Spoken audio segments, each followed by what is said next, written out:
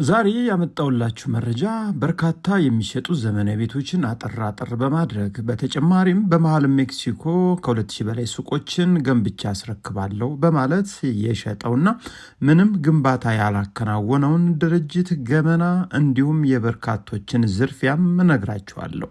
በተጨማሪም ምርጡ ሰፈር ለመኖሪያ በሁሉም ነገር ተመራጭ የሆነ አካባቢም እያንዳንዱን የሚሸጡት ቤቶችንም እጀላችሁ መጥቻለሁ። እናንተስ ቀጣይ በየትኛው የቤት አይነት መረጃ ልስራላችሁ? ኮሜንት መስጫው ላይ አስቀምጡልኝ። የዛሬውንም መረጃ አጠር አድርጌ በርካታ ጉዳዮችን እጀላችሁ መጥቻለሁ። እስከ መረጃው ፍጻሜ አብራችሁን ቆዩ።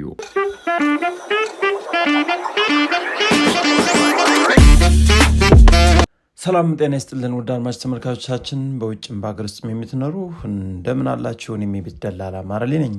ዛሬ ዘመናዊ ቤቶችን እንደወትሮ እነሱን ብቻ አላቀርብም። በርካታ ጉዳዮችን ትልቅ የጥንቃቄ መልእክትም እንዲሁም የት አካባቢ ብንገዛ አዋጭ ነው ለምትሉ ሰዎችም ዛሬ አጠር ባለ ደቂቃ በርካታ ጉዳዮችን ይዤላችሁ መጥቻለሁ። በመሃል ሜክሲኮ ከ2000 በላይ ሱቆችን ገንብቼ አስረክባችኋለሁ በማለት ከ3 ዓመት በፊት ሽጦ ስለተሰወረው ድርጅትም አንዳንድ መረጃዎች ነግራችኋለሁ።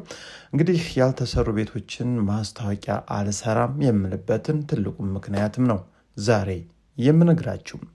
በመጀመሪያ ደረጃ ዛሬ በአዲስ አበባ ውስጥ ለቡ አካባቢ አዋጭ የሆነ ለኢንቨስትመንት፣ ለመኖሪያ፣ ለምትፈልጉት አገልግሎት እንዲሁም በዛው እየኖራችሁ የንግድ ስራዎችን ብትሰሩም አዋጭነትና እጅግ በጣም ተመራጭ የሆነ አካባቢ ነው የምነግራችሁ። ለቡ አካባቢ ከትንሽ እስከ ትልቅ እጅግ በርካታ ቤቶች በኦልድ ሞዴል፣ በቪላ፣ በፎቅ እንዲሁም በጣም ሌግዠሪ የሆኑ እስካሁን ያልታዩ የተለያዩ ለሽያጭ ወጡ የተገነቡ መኖሪያ ቤቶች አሉኝ። እነግራችኋለሁ፣ አሳያችኋለሁ። እንግዲህ ለቡ አካባቢ በጣም በርካታ ዘመናዊ ያደረጉት ጉዳዮች አሉ። ለምሳሌ እንደ ጋራ ማርት፣ ባምቢስ እንዲሁም አባድር ሱፐር ማርኬት ተመራጮች ሲሆኑ በልጆች ትምህርት ቤት ደግሞ ስኩል ኦፍ ሪዴምሽን እንዲሁም ጎርጎሪዮስ እና ሌሎችም እንደ ሳውዝ ዌስት የሚጠቀሱ የልጆች ትምህርት ቤቶች ተመራጭ ያደረጉት ናቸው።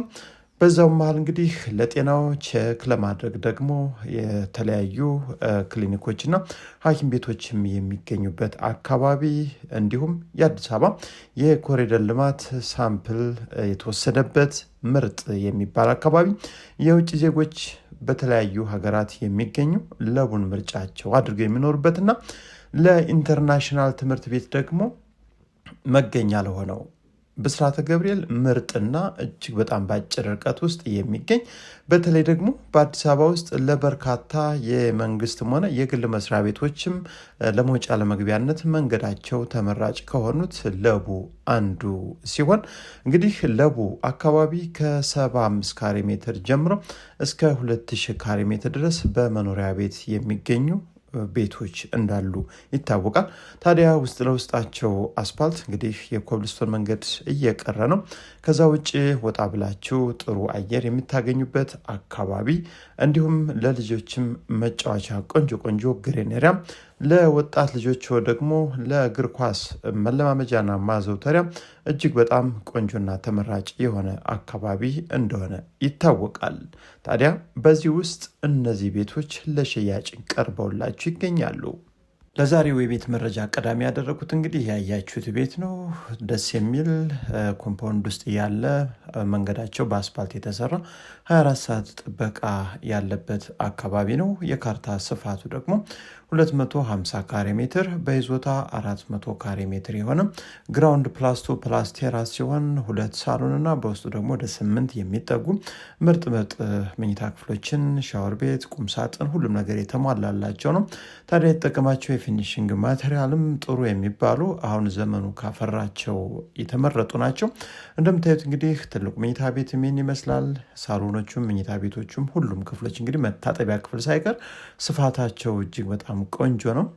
ውድ አድማጭ ተመልካቾቻችን ታዲያ ይህን ቤት እንፈልጋለን የምትሉ ካላችሁ እንግዲህ ጊዜ አትውሰዱ። ነገ ዛሬ ሳትሉ መታችሁ መግዛት ትችላላችሁ። ነባር ፋይል ነው፣ ዲጂታል ካርታ ነው። ወዲያውኑ ስም መዞር ይችላል።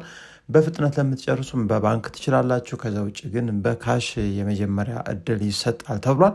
ዘመናዊ ቤት ዘመናዊ ሰፈር ላይ ለአስፓልትም ለሁሉም ነገር አመችና ቆንጆ አካባቢ ላይ የሚገኝ ነው።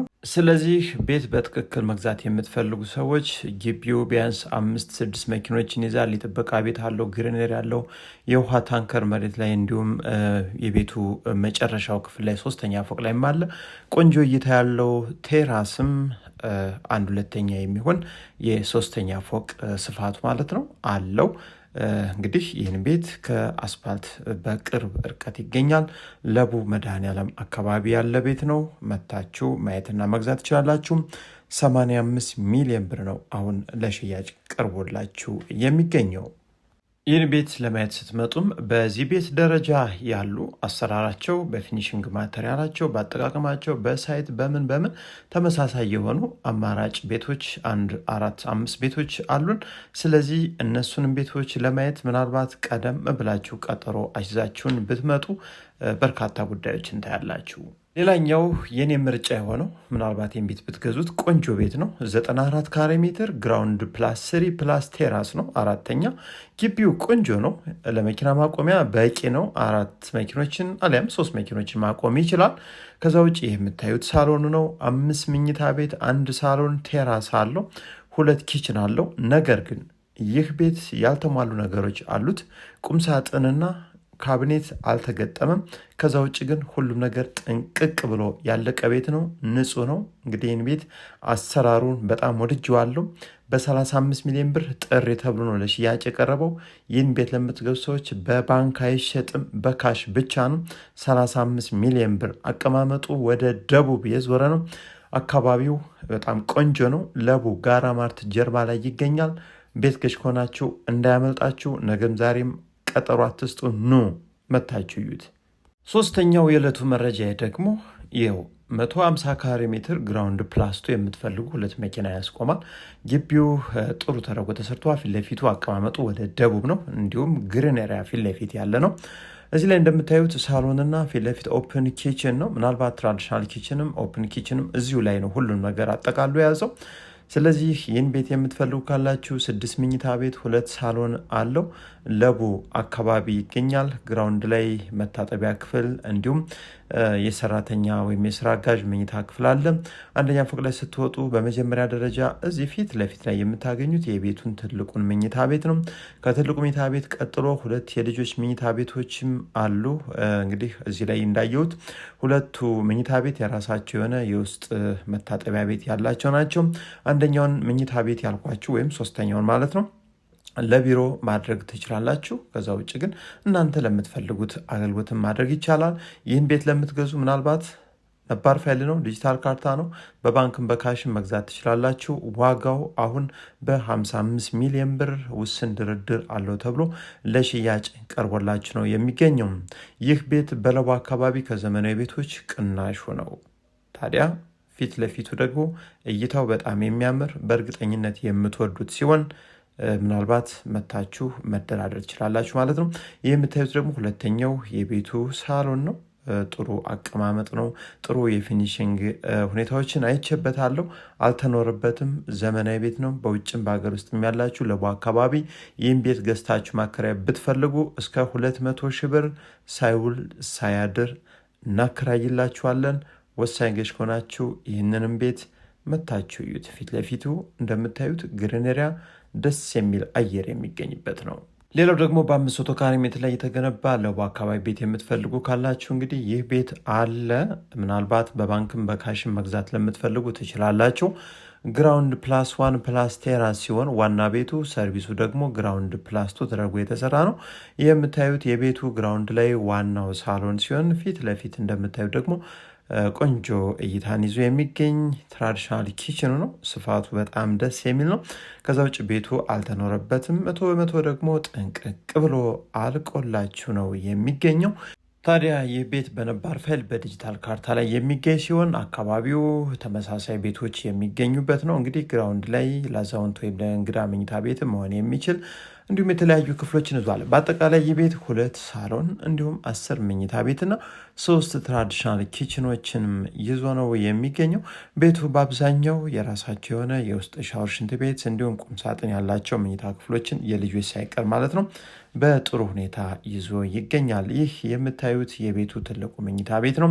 እይታው ደግሞ ወደ ሰሜን የዞረ ሲሆን የማታ ፀሐይ የማያገኘውም የጠዋትም እንዲሁ በጨረፍታ ያገኘዋል። ከዛ ውጭ ግራውንድ ፕላስ 1 ፕላስ ቴራስ ነው። ቴራሱ ደግሞ ጥሩ እይታን ታገኙበታላችሁ። ጥሩ አየርም ያለበት አካባቢ ነው። ስለዚህ ይህን ቤት የምትፈልጉ ካላችሁ 130 ሚሊዮን ብር ጥሪ ተብሎ አሁን ለሽያጭ ቀርቦ ነው የሚገኘው። በባንክ ከሆነ ምናልባት ሊጨምር ይችላል። ከዛ ውጭ ቤቱ ቆንጆ ነው። ምንም አይነት ቀሪ ወጪ የለበትም። እንደምታዩት የልጆች መኝታ ቤት፣ ቁምሳጥን እንዲሁም የውስጥ ሻወር ቤት፣ ሁሉም ነገር ጥራቱን በጠበቀ መልኩ ነው የተሰራው። እንግዲህ ስፋቱም የልጆች መኝታ ቤት ይህን ይመስላል።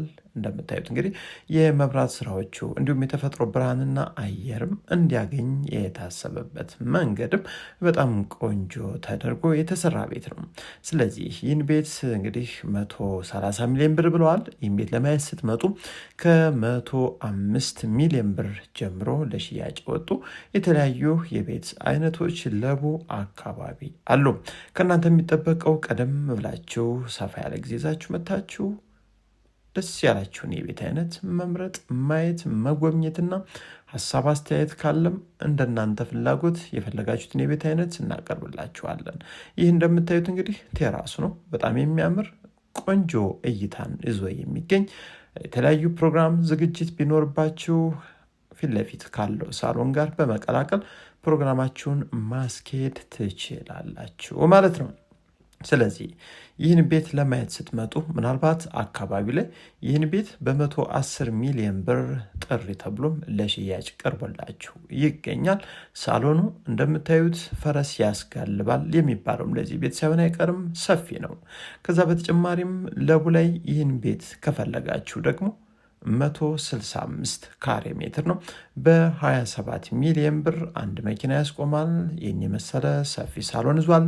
ዋናው ላይ 3 መኝታ ቤት፣ ሰርቪሱ ላይ 2 ሰርቪስ እንዲሁም ትራዲሽናል ኪችንን ይዞ በአጠቃላይ ንጹህና ጽድት ተብሎ የተሰራ ቤት በ27 ሚሊዮን ብር ጥሪ ተብሎ ለሽያጭ ቀርቦላችሁ ይገኛል ማለት ነው። ትራዲሽናል ኪችንም ይህን ይመስላል። ይህም ቤት የምትፈልጉም አማራጭ ቤቶች አሉ፣ አዘጋጅተናል፣ መታችሁ እዩም። ሌላኛው ለቡ አካባቢ የሚገኘው በርካታ ቤተሰብ እንዲሁም ብዙ ክፍሎችን የምትፈልጉ ካላችሁ በውስጡ 10 መኝታ ቤት፣ 3 ሳሎን እንዲሁም ወደ 4-5 መኪኖችን ማቆም የሚችል 315 ካሬ ሜትር ግራውንድ ፕላስ 3 ቴራስ ያለው ሰፊ ቤት፣ ንጹህ ያልተኖረበት ሌክዠሪ ቤት የምትፈልጉ ካላችሁ በ120 ሚሊዮን ብር ለቡ አካባቢ በነባር ፋይል በዲጂታል ካርታ በባንክም በካሽም ለሽያጭ ቀርቦላችሁ ይገኛል። ይህንንም መታችሁ ማየት ትችላላችሁ። ዛሬ የመጨረሻ መረጃ አድርጌ ያቀረብኩላችሁ ቶች የተሸወዱት እንግዲህ ይህን ምስል በማሳየት ነው። ቤቱን ገንብቼ ሱቆችን ከዝቅተኛ ካሬ ጀምሮ በአጭር ጊዜ ውስጥ አስረክባለሁ በማለት በርካታ ግለሰቦች ላይ ከ2000 በላይ ሱቆችን ሽጦ ምንም አይነት የግንባታ ሂደት ሳያከናውን አሁንም የት እንዳለ የማይታወቀውን ድርጅት ልንገራችሁ። እንግዲህ ብትሰሙት የምታተርፉበት እጅግ በጣም ወሳኝ መረጃ ነው። ጥንቃቄም አድርጎ ሁሌም የምናገረው ነው። በአዲስ አበባ ውስጥ በርካታ ከ850 በላይ ሪል ስቴት አልሚዎች እንዳሉ ይታወቃል። በርካቶቹ እንግዲህ በእናንተ ብር ገንብተን እንስጣችሁ ነው እንጂ በእኛ ብር ገንብተን ቤቶችን ግዙን ሲሉ አይታዩም።